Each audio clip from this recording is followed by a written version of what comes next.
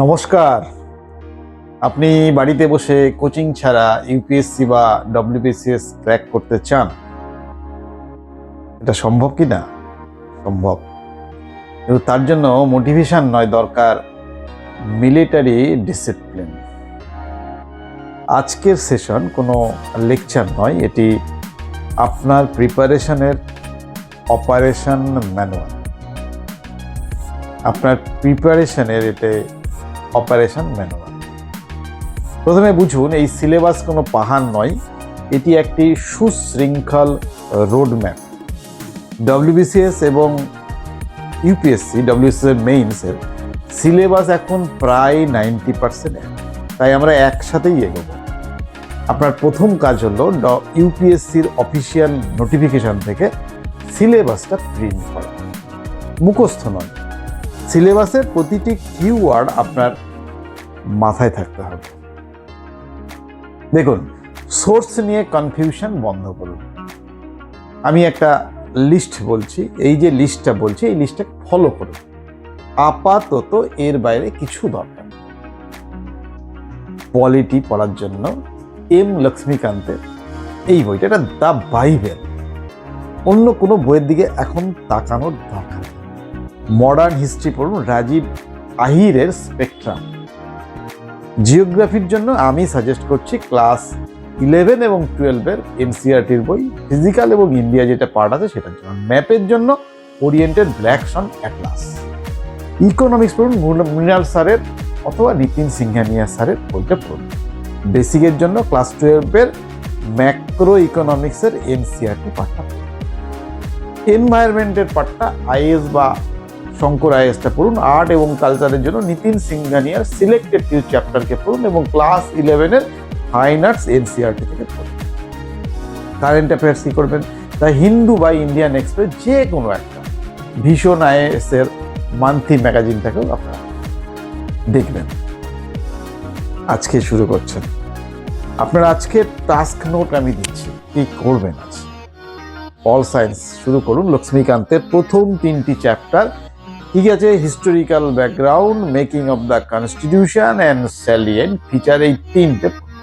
আর modern হিস্ট্রির spectrum থেকে অ্যাডভেন্টের European সেই চ্যাপ্টারটি আজকে শেষ করুন। এই দুটো কাজ আপনাকে আজকে করতে হবে। নিউজ পেপার আজকে শুধুমাত্র এডিটোরিয়াল পাতাটি পড়ুন। সব বুঝতে না পারলেও রিডিং হ্যাবিট তৈরি করুন।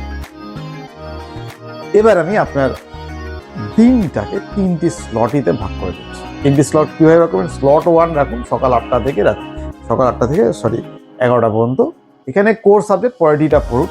সকালে ব্রেন ফ্রেশ থাকে, তাই সব থেকে গুরুত্বপূর্ণ সাবজেক্ট এখানে রাখুন।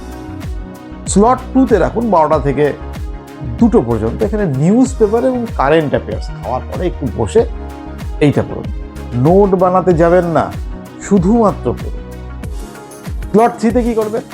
4টা থেকে 7টা পর্যন্ত সেকেন্ড সাবজেক্ট একটা নিন, হিস্ট্রি পড়ুন। এই স্লট 4টায় 1 ঘন্টা রিয়ে দিয়ে 9টা থেকে 10টা এখানে রিভিশন এবং PYQ মানে প্রিভিয়াস ইয়ারের কোশ্চেন দেখুন। সারাদিনে অন্তত 5টা, যা পড়েছেন তার উপর 5টা কোশ্চেন PYQ করুন। দেখুন, আমি আমার 20 বছর অভিজ্ঞতা দেখেছি ছাত্ররা 3টি ভুল করে, তার জন্য ইউপিএসসি ক্র্যাক হচ্ছে না।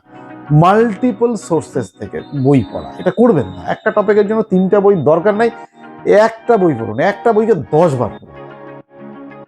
আরেকটা কি করে? Not analysing PYQ। আপনি জানেনই না প্রশ্ন কেমন আসে, অথচ চ্যাপ্টার পড়ে যাচ্ছেন। আগে প্রশ্ন দেখুন, তারপরে বই খুলুন।